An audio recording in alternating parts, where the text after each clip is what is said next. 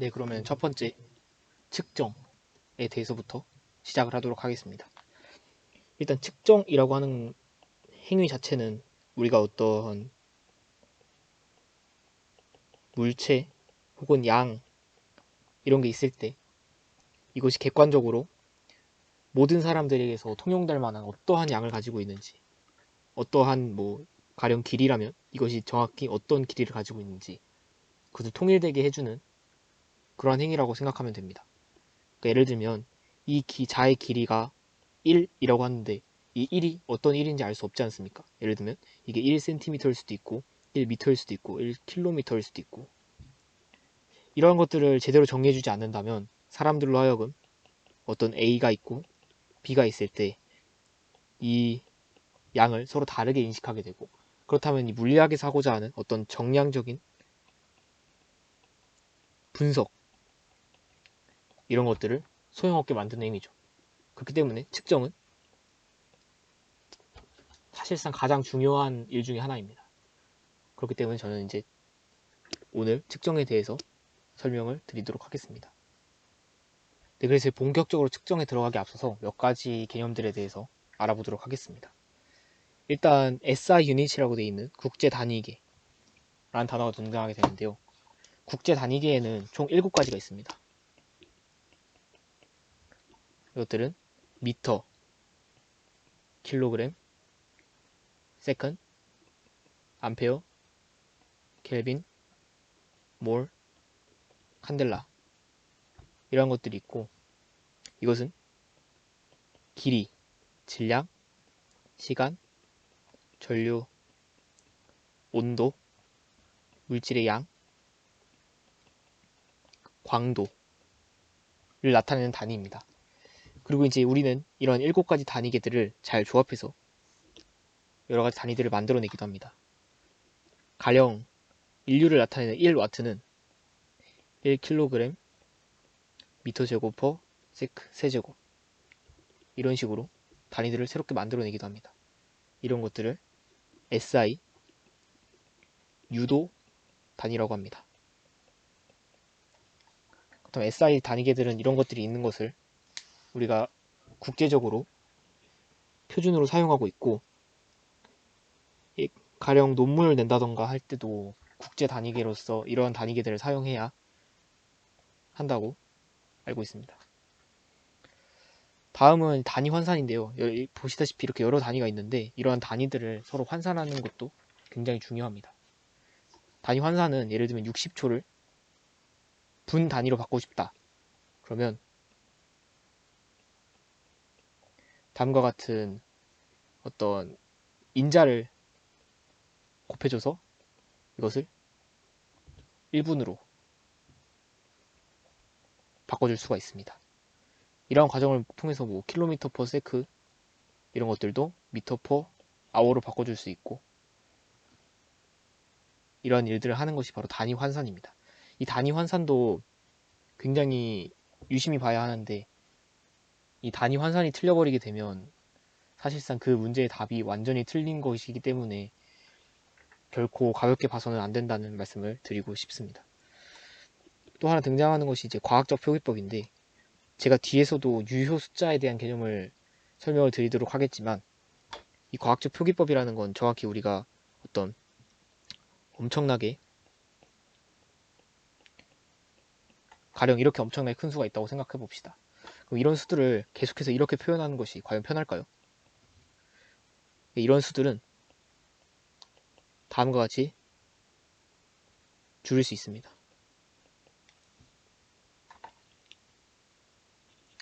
이것을 바로 과학적 표기법이라고 하고, 계산기 등에서는 이를 이런 식으로 표현을 하기도 합니다. 이런 과학적 표기법의 중요한 점이 뭐가 있냐면, 유효 숫자에 대한 개념인데, 이렇게 표기하는 것과 이렇게 표기하는 것은 측정에 있어서 상당히 큰 차이가 있습니다. 이것은 뒤에서 자세히 설명을 해드리도록 하겠습니다. 다음은 길이에 대해서 말씀을 드릴 건데요. 길이라고 하는 거는 말 그대로 물체가 있으면 측정하는 거죠. 측정하는데 이제 이게 10cm냐 20cm냐 이런 것들에 대해서 얘기를 하겠죠. 근데 여기서 중요한 거는 이 1cm가 뭐냐, 이거의 기준이 뭐지, 표준은 이것이 뭘까, 이것에 대해 고민해 보는 것이 굉장히 중요하다는 겁니다. 그래서 이제 이런 것들이 여러 방법으로 정의가 되어 왔었는데 가장 먼저 했던 미터 정의는 바로 지구를 이용한 방법이었습니다. 지구의 북극점과 적도 사이의 거리에 1000만분의 1, 이 길이를 바로 1m라고 정의를 한 것이죠. 이렇게 정의된 1m를 어떻게 보관을 했을까요? 바로 미터 원기라는 것을 만들어서 보관을 해왔습니다. 그래서 이 미터 원기를 세계 곳곳에 들고 다니면서 1m는 이런 것이다, 1m는 여기까지가 1m다, 이렇게 계속 비교를 하고 다녔던 것이죠. 그렇지만 굉장히 그 문제점이 있었습니다. 일단 온도에 따라서 길이가 바뀌어요. 그리고 시간이 지남에 따라서 녹이 슬기도 하고, 그리고 실제로 원자가 한두 개씩 소실되기도 하죠. 이것이 당장 짧은 시간에는 상관이 없겠지만 시간이 점점 더 길어진다면 이 오차가 점점 더 커질 것은 분명했습니다. 그렇기 때문에 과학자들은 조금 더 정확한 어떤 1m의 정의가 필요하게 되었던 것이죠. 실제 과학자들은 크립톤 86이라는 원자에서 뿜는 어떤 특정 파장의 빛의 파장의 165만 763.73배에 해당하는 길이를 1m라고 정의를 하기로 하였습니다. 그리고 지금은 이 정의가 사용되지 않고 어떤 정의를 사용하게 되냐면 바로 여러분이 잘 알고 계시는 빛의 속도를 이용해서 정의를 하게 됩니다. 현재 빛의 속도는 2억 9979만 2458m/s이죠. 이걸 반대로 생각하면 빛이 2억 9979만 2458분의 1초 동안 움직이는 길이를 우리가 1m로 정의할 수 있게 되는 것입니다. 다음은 시간에 대해서 알아볼 건데, 이 시간이라고 하는 것은 사실 굉장히 정의하기가 좀 까다롭죠. 시간이 뭐 언제 생겼느냐 뭐 이런 것에 대한 것도 굉장히 의견이 분분한데, 일단 가장 먼저 뭐 우리가 정의를 했던 것은 지구의 자전 속도에 따라서 정의를 한 것이죠. 지구가 24시간에 한 바퀴 돌고, 그럼 이 1시간은 60분이고 이 61분은 60초다. 이런 식으로 해서 초를 정의를 했죠. 그러나 이제 밝혀진 바에 따르면 지구의 자전 속도는 일정하지 않고 시간이 지남에 따라서 계속해서 변해가고 있습니다. 그렇기 때문에 우리가 실험에서 정확한 1초가 필요할 때 이러한 정의는 굉장히 부정확하다고 할 수 있죠. 그렇기 때문에 과학자들은 또 다시 원자를 이용하기 시작했습니다. 세슘 133 원자를 이용해서 이 세슘 133 원자가 진동하는 데 걸리는 시간을 가지고 정의를 했었는데, 대략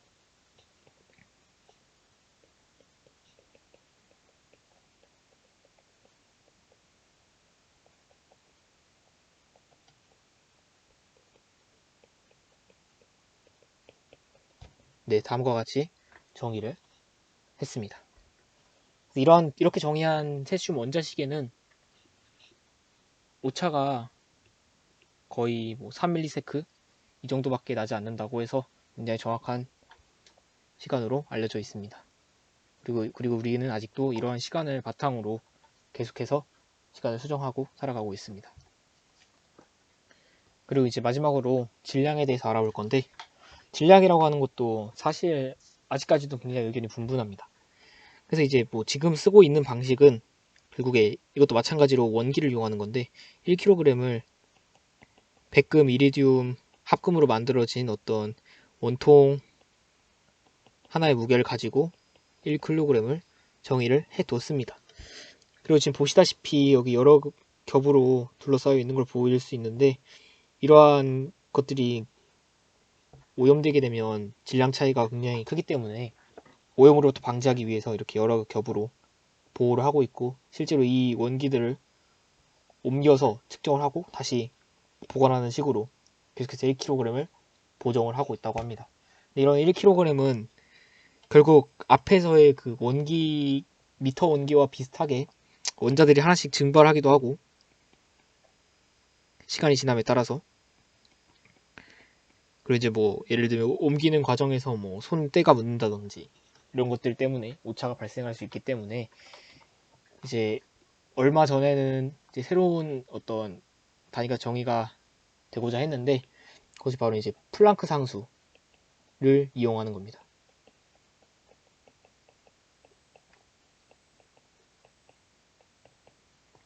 플랑크 상수의 단위가 뭐 이런 식으로 정의가 되게 되는데 이 말은 반대로 우리가 1m와 1초의 정의가 정확하다면 반대로 우리가 킬로그램도 플랑크 상수를 통해서 얻어낼 수 있는 것이죠. 이 플랑크 상수는 우리가 이제 실험으로서 점점 더 정밀한 값을 얻을 수 있을 것이기 때문에 우리가 이제 그렇게 얻어낼 수 있을 것이라고 생각을 하고 있습니다.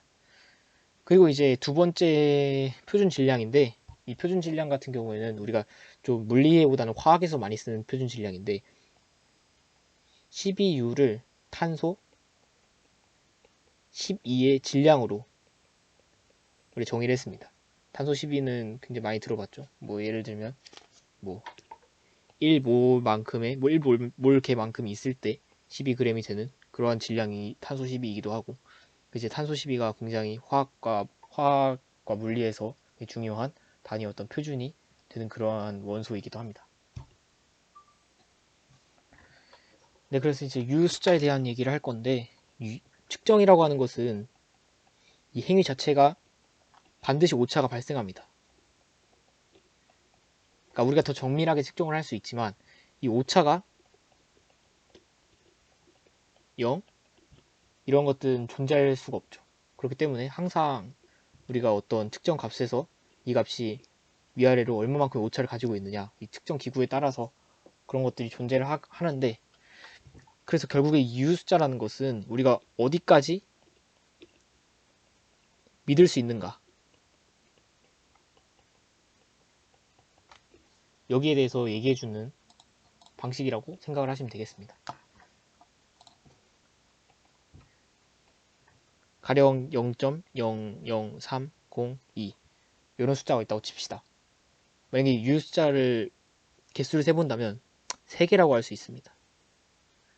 여기 302 이 부분을 U 숫자라고 하는데 이 말의 실제 뜻은 어떤 뜻이냐면 0.0302 하고 뒤에 0.00 000 하고 뭐 5 뭐 이런 식으로 이 뒤에 자리 숫자는 얼마든지 바뀔 수 있다는 뜻인 거죠. 그러니까 얘는 0.03015 뭐 이런 값부터 0.003024 뭐 이런 값들까지 이 정도의 오차를 가지고 있기 때문에 우리가 여기 있는 이 세 개의 숫자까지는 믿을 수 있다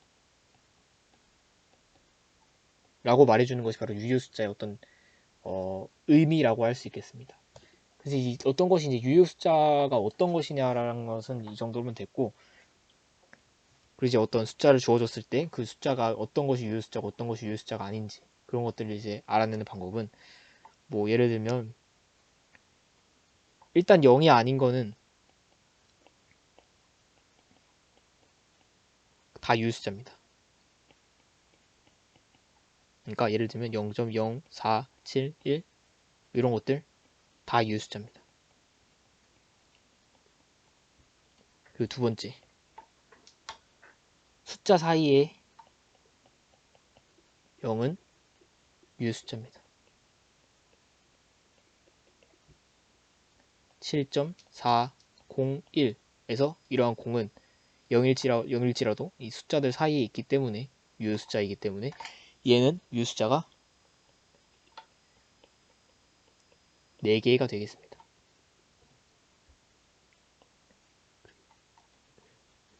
그리고 자릿수를 표기하는 왼쪽의 0은 유효숫자가 아닙니다.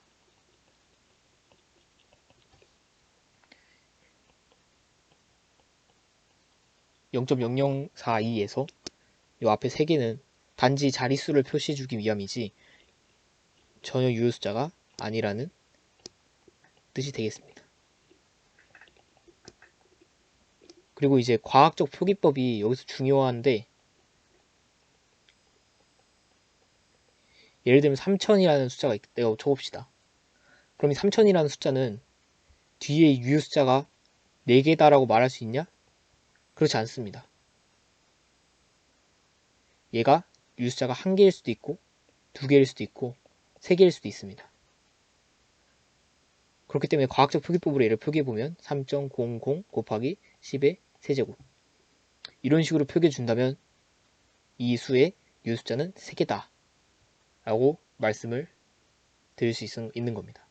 그러니까 실제로 3.0 곱하기 10의 세제곱과 3.00 곱하기 10의 세제곱은 그 의미가 굉장히 다르다는 것이죠.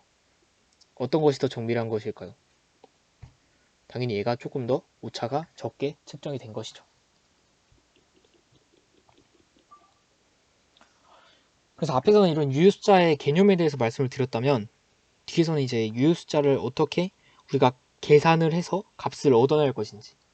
그러니까 앞에서도 계속 말씀을 드리지만, 물리학이라고 하는 게 어떤 값들을 가지고 계산을 해서 원하고자 하는 값을 얻어내는 거죠. 그렇기 때문에 이 계산이 굉장히 중요한데, 덧셈과 뺄셈에서는 이것만 기억을 하시면 되겠습니다. 예를 들면 3.78과 2.3941 이런 게 있어요. 계산을 그대로 하면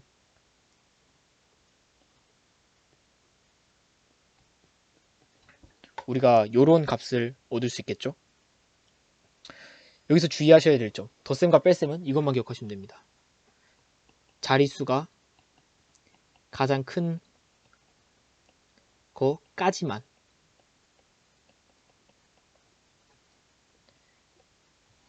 이 말이 무슨 말이냐면, 여기서 지금 가장 위쪽에 뭐가 있죠? 0.01의 자리가 가장 위쪽에 있죠. 그렇기 때문에 얘는 유효숫자를 두 번째까지만 남겨서 답은 6.17로 쓰면 되겠습니다. 이 개념이 사실 처음에 굉장히 헷갈렸었는데, 그렇게 하는 이유는 뭐냐면, 아까 유효숫자의 개념에서 말씀드렸지만 이 말은 결국에 0.00, 1, 2 이런 식으로 이 세 번째 자리부터는 믿을 값이 못 된다는 겁니다. 이 세 번째 자리부터 믿을 수가 없는 거죠. 그렇기 때문에 이 세 번째 자리부터 계산을 해봤자 어차피 믿을 수 없는 값이 더해졌기 때문에 이 숫자를 신뢰할 수 있느냐? 그렇지 않다고 우리가 생각을 하고 가장 앞쪽 자리까지만 우리가 계산을 해주면 된다는 겁니다. 곱셈의 경우에는 유효숫자의 개수가 중요합니다.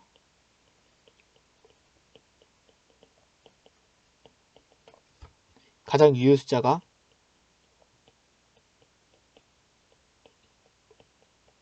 작은 것에 맞춰야 됩니다.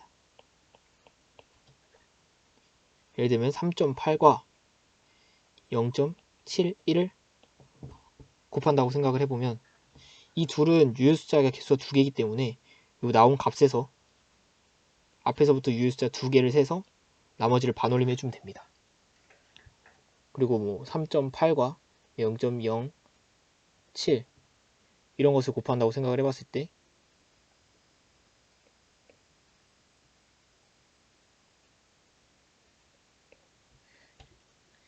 이 값에서 유효숫자가 7에 1개, 3.8에 2개가 있기 때문에 저 적은 개수인 1개로 맞춰서 반올림 해주면 0.3이라는 값을 얻게 됩니다.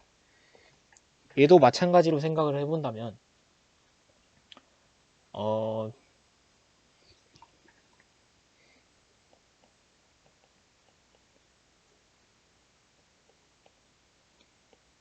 이것과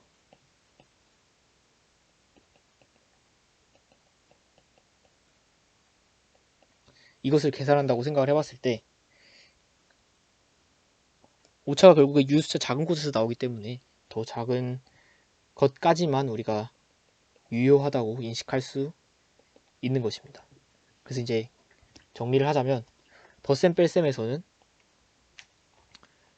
자리수가 가장 높은 것까지만, 곱셈 나눗셈에서는 유효 숫자의 개수가 작은 것까지만 이렇게 계산을 해주시면 되겠습니다. 네, 그럼 우선 이것으로 일단은 특정에 관한 부분은 마치도록 하겠고, 다음에는 이제 2단원 직선 운동에 대해서 다루도록 하겠습니다. 부족한 강의 들어주셔서 감사합니다.